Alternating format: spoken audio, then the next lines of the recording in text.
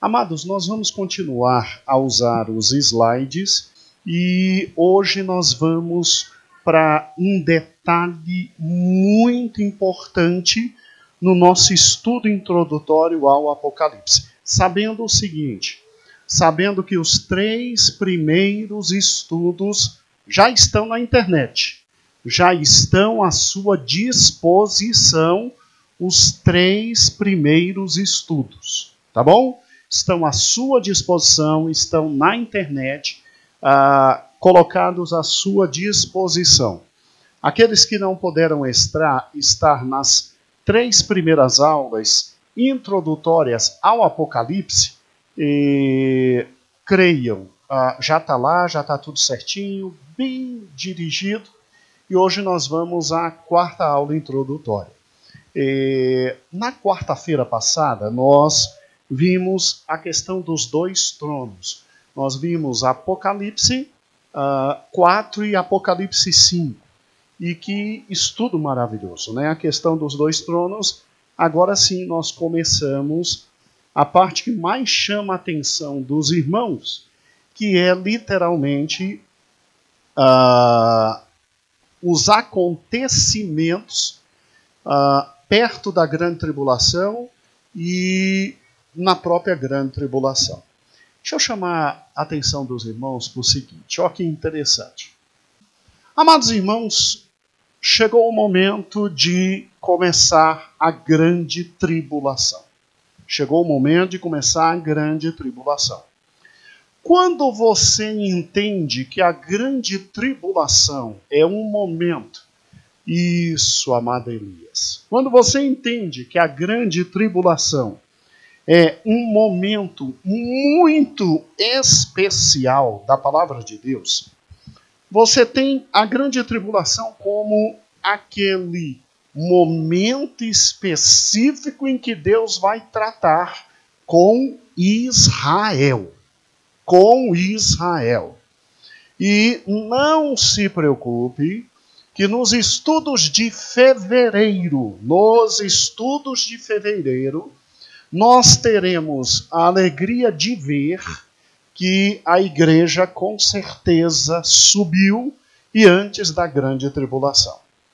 Jesus, ele diz o seguinte, que antes dele voltar, alguns sinais da sua vinda ocorreriam.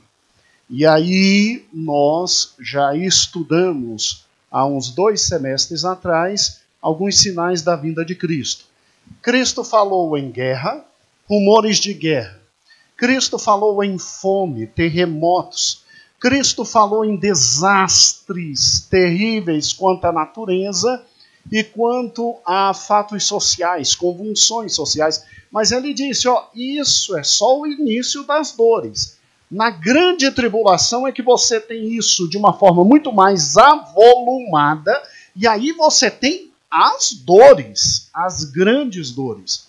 Falou em falsos profetas, em anticristos, e diz, mas isso é só o início das dores. Isso é só o avant-première, isso é só o trailer daquilo que vai ser literalmente na grande tribulação. Aí na grande tribulação é que vem os fatos horrendos. E tudo isso que Cristo falou que ocorreria após a morte dele, até chegar à grande tribulação, se concentrará de forma muito grande e forte na grande tribulação. E aí vem uma pergunta interessante, mas quando é que começa literalmente a grande tribulação?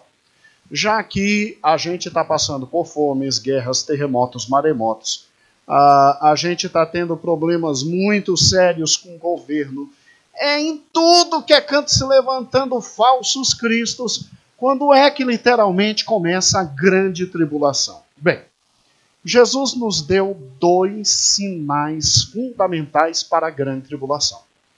O primeiro é o arrebatamento da igreja, que nós estudaremos quando estivermos em fevereiro, dia a dia, acompanhando o WhatsApp e os estudos do Apocalipse, que estão ficando muito bons, irmãos. O segundo é um evento social, político, econômico, literalmente literalmente voltado para Israel e que não está no Apocalipse. Está em Ezequiel capítulo 38, Ezequiel capítulo 39. Ou seja, uma liga de nações árabes virão para destruir Israel. E esta liga, ela é levantada pelo próprio Deus. E que a escatologia chama de Gog e Magog. Olho bem grande agora e que o Senhor nos abençoe. Então olhe para cá. Na linha do tempo que Deus estabeleceu, o Velho Testamento já aconteceu. O azulzinho ali. Cristo já veio. Louvado seja o nome do Senhor. Estamos na era da o quê? Igreja. E na era da igreja, ó que interessante, você já tem literalmente as 7 igrejas do Apocalipse vivendo conjuntamente, porque nós do Brasil para Cristo cremos assim. Tem gente que diz que são eras separadas, mas nós cremos que as 7 igrejas convivem juntas. Como vimos na aula passada, mostramos as 2 tendências. O que é interessante é que quando a era da igreja terminar, começa a grande o quê? E depois que terminar a grande tribulação, também. Depois começa o mundo. Esse é o plano de Deus, segundo o Apocalipse. E vai segundo. O que é interessante aqui, irmãos, é exatamente o seguinte. Para que a grande tribulação inicie, todo mundo só se lembra do único evento que literalmente nós, igreja, estamos esperando, que é se encontrar nos ares com quem? Com Jesus Cristo. Esse evento se chama o arrebatamento. E aí lá passaremos as bodas do Cordeiro, lá receberemos nossos galardões, e aí depois desceremos com Cristo na segunda vinda. Aí a gente desce para estabelecer junto com ele o quê? O milênio. Todo mundo enxerga isso. Todo mundo só se direciona, literalmente, ao arrebatamento da igreja, ao que Paulo falou. E todo mundo se esquece de Ezequiel e do fenômeno que está descrito em Ezequiel. Ezequiel capítulo 38 e capítulo 39 são fundamentais hoje de manhã para a gente. Se você puder ficar com a Bíblia aberta em Ezequiel, o smartphone aberto nos slides, e um olho ainda conseguindo voltar para mim e para o slide lá na frente, então louvado seja o nome do Senhor, nós conseguimos. Amém? Então vamos juntos. É só isso que você tem que fazer, tá bom? É só isso. Vamos pegar Ezequiel. Veio a minha palavra do Senhor dizendo: Filho do homem, dirige o teu rosto contra Gog. Personagem aqui é Gog. Da terra de Magog. Príncipe e chefe de... Aí depende da sua tradução bíblica. Meseque Tubal. A tradição Almeida, revista e atualizada, ela é mais precisa nos originais e na Almeida diz assim: chefe de Ros, Meseque e Tubal. Ros, Meseque e Tubal. Mas não tem problema, tirando o Ros, não há problema nenhum em se ver isso. E diz assim, diz o Senhor Deus: eis que eu sou contra ti, ó Gog, príncipe e chefe de Meseque e Tubal, quem tem a Ara, Ros, Meseque e Tubal, e te farei voltar, e porei anzóis nos teus queixos, e te levarei a ti com todo o teu exército, cavalos e cavaleiros, todos vestidos com primor, grande multidão com escudo e rodela, manejando a tua espada. E aí vem, além de falar com esses personagens, diz: persas, etíopes e os de Put com ele, todos com escudo e capacete, Gomer e todas as suas tropas, a casa de Targama no extremo norte e todas as tuas tropas, muitos povos contigo. Quando os judeus leem esse texto e a continuação de Ezequiel 38 e 39, eles sabem que é uma guerra direcionada contra Israel, uma guerra direcionada contra quem? E que depois desta guerra, o Messias virá. Por isso que até hoje eles não acreditam na vinda de Cristo. Por causa de Ezequiel, capítulos 38 e 39. Porque a continuação, nós vamos ler já a continuação, mas na sua Bíblia. Nós vamos ler a continuação, a Bíblia diz que eles cercarão, Israel gritará por Deus, e gritando por Deus Israel, o Senhor virá e os livrará. E aí eles creem totalmente que esse será o momento da aparição de Cristo, do Messias, para estabelecer o seu eterno reino. Absoluto reino. E aí eles só não sabem que Gog e Magog antecede a vinda de Cristo, antecede o anticristo, que é o falso Cristo, e que eles ainda vão passar por um aperto maior ainda ao final do Apocalipse, que é o Armagedon. Eles só não sabem disso. E eles rejeitam até hoje o personagem histórico Jesus Cristo por causa do texto, Maria, de Ezequiel 38 e 39. Porque o Messias viria nesse momento. Eles só não sabem que Ezequiel 38 e 39 é só o início dos problemas para Israel. Amados irmãos, vamos entender historicamente esse texto, porque nós, os da Igreja de Cristo, olhamos para esse texto diferente dos judeus e falamos: aqui a guerra, que teologicamente é chamada de Gog e Magog, e que antecede literalmente o arrebatamento da o quê? Igreja. E que antecede, obviamente, a vinda do anticristo. Porque quando você sai de Apocalipse 5 e abre Apocalipse 6, imediatamente em Apocalipse 6 a abertura dos selos. E o primeiro selo é um cavalo branco que saiu para vencer. E muita gente acredita que o cavalo branco é Cristo, quando não. O cavalo branco é o anticristo. É o anticristo. Um dos nossos comentaristas, eu estava ouvindo ontem para enviar para o Weber, ele tratou de um assunto muito interessante. Ele disse assim: olha, o Apocalipse é um livro de antíteses. Tem Cristo e tem o anticristo. Tem um falso profeta e tem o Espírito Santo. Tem a Babilônia e tem a Nova Jerusalém. Então tem que tomar muito cuidado com os símbolos que estão lá, porque é depois desta guerra que o mundo vira um caos e tudo se abre para que aquele que virá resolver o caos, resolva, que é o o quê? Cristo. Que é o anticristo. Então essa guerra, Eleusa, nos faz entender o momento que nós estamos vivendo. Espero que ninguém saia daqui desesperado. Espero que todos saiamos daqui orando, porque os irmãos vão entender exatamente o momento que estamos vivendo. Olha que interessante. Para entender isso aqui, você tem algumas palavras essenciais que Deus nos deu. Primeira delas é exatamente essa daqui. Gog, que vem de uma terra, a terra de quê? Magog. Não adianta, você não vai encontrar hoje um país e uma terra chamada o quê? Magog. Você não vai encontrar. Muito menos Gog.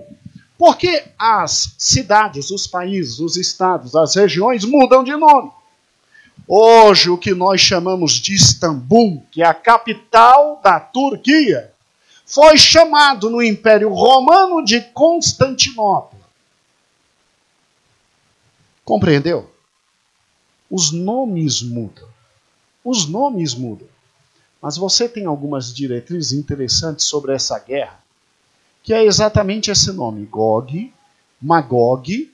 E esse Gog, que vem da terra de Magog, é príncipe e chefe dessas regiões, Meseque e Tubal, que estão em várias Bíblias, e na Ara ainda você tem a região de Ros. Para entender esses nomes, só tem um jeito. Volte na palavra de Deus, porque quando ela foi escrita, esses nomes tinham sentido na época em que elas foram escritas. E a primeira vez que você vê na palavra de Deus todos esses nomes, está exatamente aqui. Nos filhos de quem? Noé. Olha que interessante. Noé gera Jafé. E de Jafé vem Gog, em cima Gomer. De Jafé vem Meseque. E de Jafé vem o quê? Tubal. Olha que interessante. Não é verdade? Onde é que esses povos estavam? Eu enviei para os irmãos duas páginas deste livro.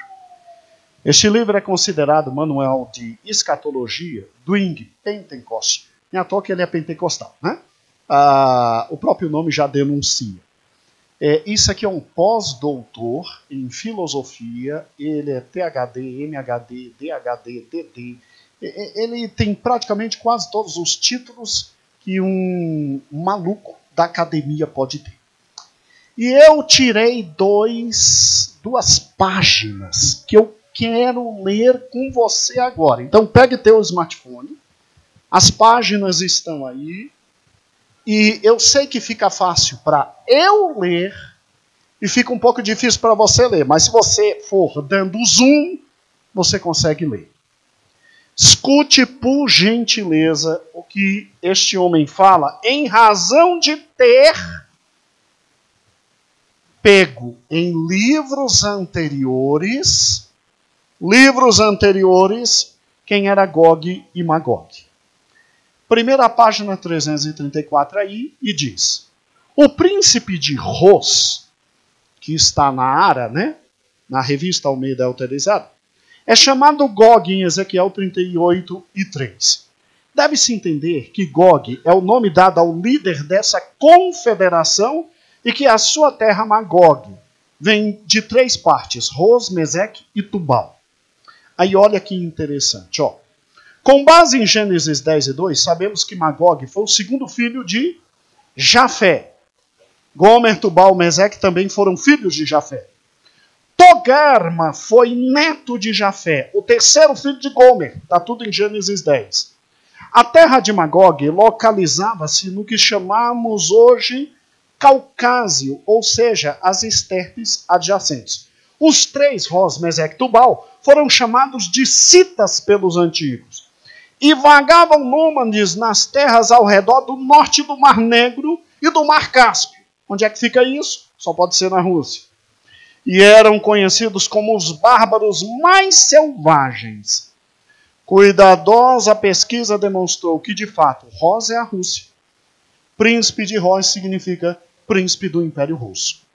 Agora, isso quem escreve é ele com base em escritos. E ele ainda pega o maior historiador de todos os tempos, chamado Flávio Josefo. E Flávio Josefo escreve assim. Está aí. Bauman, outro grande historiador, faz uma identificação pormenorizada. Ele escreve: Magog é segundo filho de Jafé, um dos 3 filhos de Noé. Antes do alvorecer da história secular, esses descendentes parecem ter habitado exclusivamente na região do Cáucaso, ou seja, no norte da Armênia. E é interessante observar a própria palavra Cáucaso, que significa forte de Magog. Josefo, ou seja, Flávio Josefo, o maior historiador que nós temos de todos os tempos. Magog fundou aqueles que por causa dele viriam a ser chamados magogitas, mas os gregos chamavam de citas. Inclusive Paulo, escrevendo aos Colossenses, diz que Jesus é capaz de salvar bárbaros e judeus. E o pior dos bárbaros, os citas. Era um povo conhecido na época. Olha que interessante. A própria tradição cita, ou seja, os próprios citas contando sua história, reza que seus ancestrais se originaram de Araxes, na Armênia. Isso concorda com o registro divino que coloca os descendentes imediatos de Noé na Armênia. Logo, ao longo das histórias, os citas magoguistas devem ter migrado para o norte em tempos primeiros. Historiadores concordam que os magoguitas estavam divididas em duas raças, uma jafeíta e outra europeia. A raça jafeíta compreendida aqueles que os gregos e os romanos chamavam sármatas, mas que em tempos modernos são chamados russos ou eslavos. Os sármatas eram uma mistura de medos e citas que se uniram, emigraram em pequenos bandos para a região do Mar Negro, entre o Báltico e Urais. E aí a outra página você lê em casa e você ficará espantado. Então, quando a Bíblia diz exatamente isso aqui, irmãos, ó que interessante, que Deus vai levantar da terra de Magog, Gog, está dizendo que do extremo norte esse povo virá contra Israel. E olha que interessante aqui. Olhe para esse mapa.